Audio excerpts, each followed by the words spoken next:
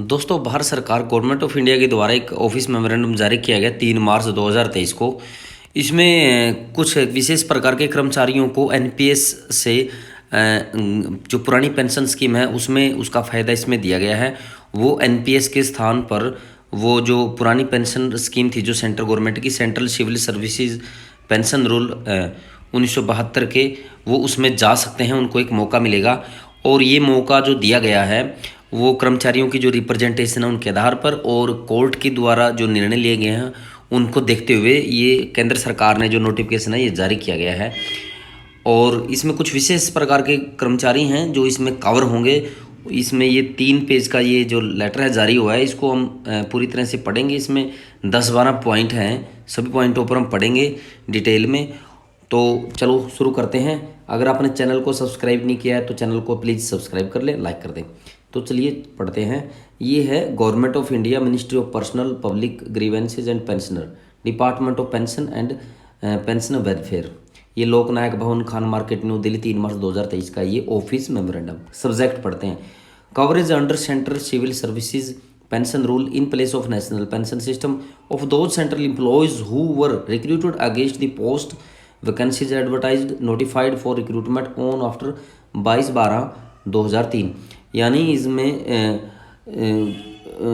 वे कर्मचारी जो 22/12/2003 से पहले जो पोस्टें रिक्रूट हुई थी, भरी गई थी, उन पोस्टों पर जो लगे हुए कर्मचारी उनको एनपीएस दिया गया है, उनके स्थान पर उनको पुरानी पेंशन दी जाएगी। सेंट्रल सिविल सर्विसेज रूल वो कवर करेंगी। ठीक है, अब इसमें नीचे पढ़ते हैं। पैरा है जो ये पहला, द अंडरसाइंड इज डायरेक्टेड टू से, जो अंडरसाइंड है, जो हस्ताक्षर जिसने साइन किया ऑफिसर, वो डायरेक्टेड हुआ, निर्देशित हुआ कहने के लिए दैट की the consequent of introduction of national pension system NPS vide ministry of finance departments of economic affair notification सी ये 22/12/2003 कि जो वर्तमान में जो सिस्टम चल रहा है एनपीएस का, वो फाइनेंस डिपार्टमेंट के द्वारा, फाइनेंस मिनिस्ट्री ऑफ फाइनेंस के द्वारा 22/12/2023 को ये नोटिफिकेशन के द्वारा लाया गया था। All government servants appointed on और after 1/1/2004 to the post in the central government services except arm force are mandatorily covered under the said scheme. यानी जो सरकारी जो सेंट्रल गवर्नमेंट में जितने भी कर्मचारी हैं 1/1/2004 को या उसके बाद जितने भी लगे हैं वो सब इसी स्कीम के अंदर कवर होते हैं जरूरी रूप से। और एक्सेप्टेड आर्म्ड फोर्स यानी जो मिलिट्री की उन फोर्स है उनको छोड़ करके। आगे क्या है, this central civil services pension rule 1972 and other conducted rule were also amended vide notifications 30/12/2003 and after said amendment. यानी जो इससे संबंधित जो पेंशन से संबंधित जो रूल थे, पेंशन तो जारी कर दी गई थी 22/12/2003 को, लेकिन उससे संबंधित कुछ रूल थे जो 30/12/2023 को अमेंड कर दिए गए थे। एंड आफ्टर सेड अमेंडमेंट, उसके अमेंडमेंट के बाद जो पहले रूल थे, those rules were not applicable to the government servant appointed to the government service after 31/12/2003। वो जो पहले वाले नियम है वो लागू नहीं होंगे 31/12/2003 के बाद, यानी 1/1/2004 के बाद वो बंद कर दिए गए थे नियम। अब दूसरा पॉइंट है, सब्सिक्वेंटली परिणाम स्वरूप क्या हुआ, the department of pensioners welfare in consultation with the department, जो डिपार्टमेंट है पेंशनर का, इन कंसल्टेशन से लिखा वेलफेयर, इन कंसल्टेशन किया गया विद द डिपार्टमेंट। कौन कौन से, department of personal affair training, department of expenditure, department of law affairs, in the light of various representation reference and decisions of honourable courts issues instructions vide OM office memorandum. जो date लिखी हुई इसकी number लिख के 17/2/2020 giving one time option to the central government employees who were declared successfully recruitment in the result declared on और after 31/12/2003 against vacancies which recruited before 1/1/2004 and were covered under the national pension system on joining service on और after 1/1/2004। इसमें क्या है, इसमें लिखा है कि जो डिपार्टमेंट ऑफ पेंशनर है, जो वेलफेयर है, ये कंसल्टेशन के साथ डिपार्टमेंट, ये जो नाम लिखे हुए हैं इनके साथ कंसल्टेशन किया, सलाह मशवरा किया। और जो डिपार्टमेंट है पर्सनल ट्रेनिंग है, जैसे एक्सपेंडिचर डिपार्टमेंट है, लीगल अफेयर्स है, वो किन पर, in in in the light of various representation, जो रिप्रेजेंटेशन प्राप्त हुई कर्मचारियों के द्वारा उन पर, और होनेबल हाई कोर्ट का जो इश्यूज ऑर्डर जारी हुआ था 17/2/2020 को, होनेबल हाई कोर्ट ने भी कहा है, क्या कहा है इसमें लिखा हो ना, जो 17 date honourable high court officer memorandum number, और ये 17/2/2020 आगे है giving one time option to the central government employees, यानी वन टाइम गिविंग, एक बार उनको मौका दिया जाए क्या करने का, और उसमें जीपीएफ में जाने का सेंट्रल एम्प्लॉयज को। कौन कौन से, who were declared successfully recruited, जो सक्सेसफुली रिक्रूट हो चुके थे इन दी रिजल्ट डिक्लेयर्ड ऑन और बिफोर, जो 31/12/2003 से पहले जो डिक्लेयर हो चुके थे लगेंगे, उनको मौका दिया जाए। अगेंस्ट वैकेंसीज विच अक्यूर्ड बिफोर 1/1/2004, जो 1/1/2004 के बाद लगे ज्वाइनिंग में आए। और वर्क कवर्ड अंडर दी नेशनल स्कीम, जो एनपीएस के दायरे में है, जो एनपीएस के अंदर आ रहे हैं, ऑन ज्वाइनिंग ऑन सर्विस और आफ्टर 1/1/2004, जो एनपीएस में है। टू बी कवर्ड, आगे कम के बाद, to be covered under the CCS pension rule 1972, वो पेंशन रूल 1972 में कवर होंगे। There was fix time schedules for different activities under the aforesaid O M date 17/2/2020, इसका जो टाइम फिक्स किया गया है हाई कोर्ट के द्वारा भी, तब तक इसको करें। ऑफिस मेमोरेंडम ये उसके द्वारा जारी किया है कोर्ट के द्वारा, उसका जिक्र किया गया इसमें। ये आ गया तीसरा पैरा। दूसरा पैरा में तो ये है कि जो भी कर्मचारियों के द्वारा रिप्रेजेंटेशन दी और हाई कोर्ट ने भी काम माना है कि भाई इनको दे दिया जाए। कौन से कर्मचारी, जो 31/12/2003 से पहले जो जिनका रिजल्ट आ चुका था, जो लग चुके थे, लेकिन ज्वाइनिंग 1/1/2004 के बाद हुई है, वो इसमें पैरा नंबर 2 के अनुसार एलिजिबल बताए गए। तीसरा, representation have been received in the department from the government servant appointed on और आफ्टर 1/1/2004, यानी जो रिप्रेजेंटेशन है डिपार्टमेंटों से, वो डिपार्टमेंट में प्राप्त हुई है कर्मचारियों से जो 1/1/2004 को लगे और उसके बाद लगे, requesting for existing the benefit of the pension scheme under the central civil services pension 1972, वो इसकी मांग कर रहे हैं पुरानी पेंशन की, on the ground that their appointment was made against the post vacancies at file notifying for the recruitment prior to notifications for NPS referring to court judgment of various honourable court and honourable central administrative tribunal allowing such benefit to. और वो कर्मचारी जिन पोस्टों की advertisement NPS को लागू करने से पहला हो चुकी थी, उस पर भी जो कर्मचारी जो हो चुकी थी, उन कर्मचारियों को इसका बेनिफिट दिया जाए जो एडवर्टाइजमेंट पहले हो चुकी थी जब नोटिफिकेशन आया एनपीएस का, लेकिन ज्वाइनिंग 1/1/2004 के बाद हुई थी, वो इसमें लागू किए गए। और साथ में कर्मचारियों के द्वारा हाई कोर्ट है कई स्टेटों की, उनमें भी ये ऑर्डर किए हैं कि इनको पुरानी पेंशन में लेके आ जाए, वो भी इसमें साथ में टच किए गए कर्मचारियों के द्वारा। पैरा नंबर 3 है ये। चौथे में अब चलते हैं। The matter has been examined in the consultation with the department of finance services, department of personal affair, department of expenditure and department of legal affair in the light of various representation reference and decision of the court in this regard, यानी जो matter decision जो examine किया गया matter consultation के कई department जिनके साथ consultation करके किस पर, कर्मचारियों के द्वारा जो रिप्रेजेंटेशन दी उनके साथ, और जो सरकार जो हाई कोर्ट का जो डिसीजन है इस विषय पर, उस पर भी।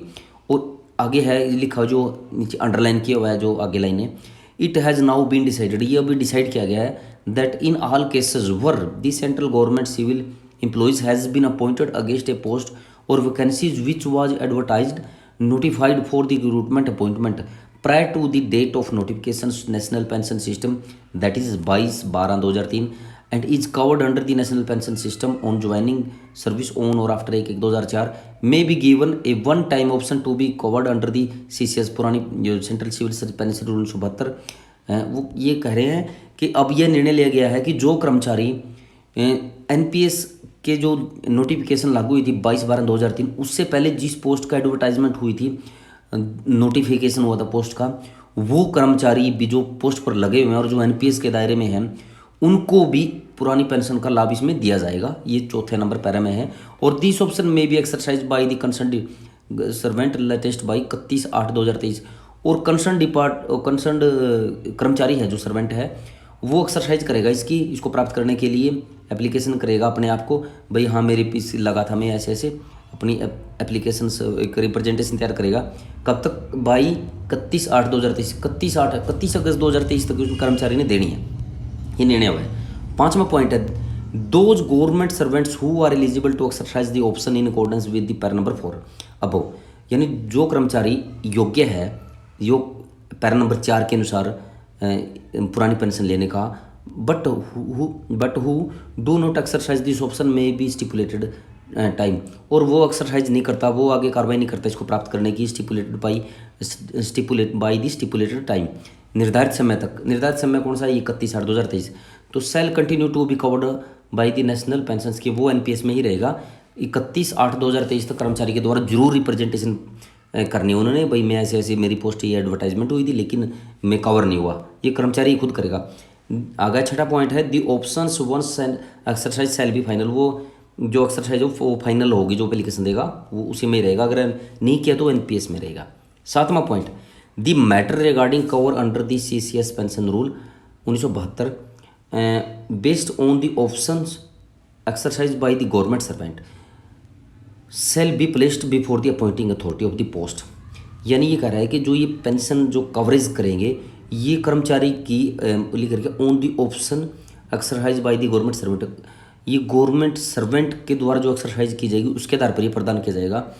और shall be placed before the appointing authority, और अपॉइंटिंग अथॉरिटी को वो प्रेजेंटेट करेगा, भाई मैं ऐसे ऐसे मेरे को ये लाभ दिया जाए, मैं इससे पहले लगा बाद में 1/1/2004 के, लेकिन मेरी पोस्ट का जो रिजल्ट पहले आ चुका था, नोटिफाई पहले हुआ था, वो सारा कुछ वो देगा appointing authority of the post for which option is being exercise for the concentration, और वो कंसंट्रेशन करने के लिए भेजेगा उसको इन अकॉर्डेंस विद दीज इंस्ट्रक्शन, जो सरकार के द्वारा जारी की गई इंस्ट्रक्शन उनके अनुसार।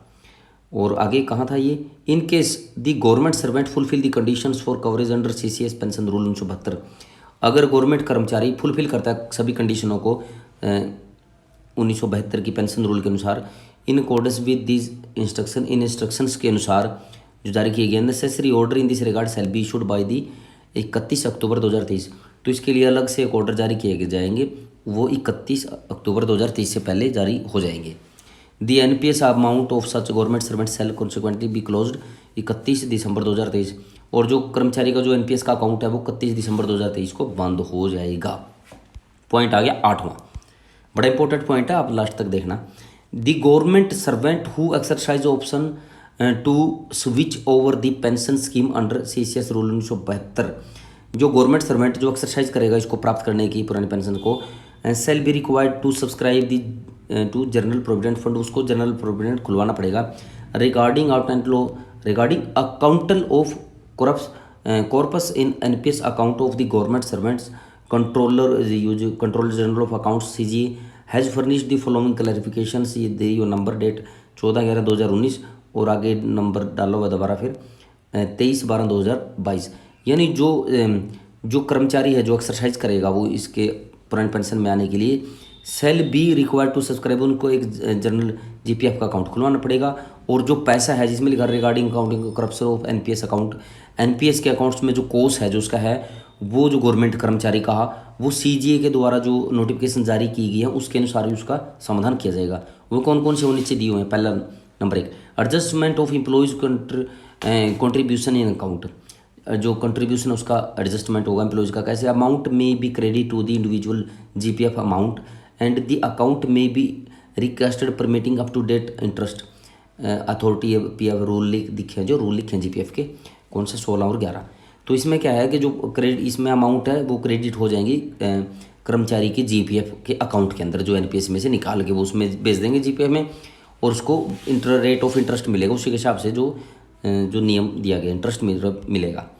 और दूसरा पॉइंट है जो इसमें adjustment of government contributions under NPS in account, इसमें है भाई इसका जो एनपीएस में जो इतना भी कंट्रीब्यूशन हुआ तो उसका क्या होगा, जो अगली खबर to be accounted for as object head 70 deducted recoveries under major head 2071 pension and other retirement benefit major head 911 deduct recoveries of over payment GAR 35 para number 3.7 list of major and major, ये उसके official है, ये जो head होते हैं इनके पैसा कहाँ फंडों में होता है। तो जो फंड है जो एक्स्ट्रा पैसा है, जैसे जीपीएफ का जो कर्मचारी के द्वारा जो एक्स्ट्रा पैसा होगा वो इन हेडों में ज़्यादा डिडक्ट कर दिया जाएगा, रिकवरी करेंगे तो इस पेंशन फंड में आ जाएगा। और जो सरकार का जो कर्मचारी का पैसा है वो जो हेड है पेंशन के उन हेडों में चला जाएगा। इसमें लिखा हुआ है जो कर्मचारी का जीपीएफ में डालेंगे वो कौन से हेड में जाएगा, वो भी हेड होगा ना उसका, वो उसका हेड है स्पेशल, उन हेडों में कर्मचारी का पैसा जो जीपीएफ में रहता है कर्मचारी के तो, लेकिन सरकार के तो हेड होते हैं हेडों में रहता है, वो उन हेडों का जिक्र किया उस हेड में जाएगा जो सरकार का ही मैटर है। तीसरा point adjustment of increased value of subscription of account of appreciation of investment, जो वैल्यू ज़्यादा होगी क्योंकि सरकार देती है 10% या 14% और 10% कर्मचारी का जाता है, उसके लिए क्या होगा, तो may be accounted by the credit in the amount of government account under the MH0071 contributions toward pension and other retirement benefit also other receipts not under the above head in LMMHA, यानी जो extra होगा वो सरकार के account में डाल दिया जाएगा। जो जितना पैसा बनेगा कर्मचारी का, वो जितना कर्मचारी ने काटा है, इसका क्या करेंगे, वो जितना कर्मचारी के द्वारा पैसा कटा है, डिडक्ट हुआ है, उसको जो GPF के रूल हैं उसके अनुसार उसको इंटरेस्ट दे दिया जाएगा। एक्स्ट्रा जो पैसा बचेगा वो सरकार के खाते में भेज दिया जाएगा वापस, वो कर्मचारी को नहीं मिलेगा।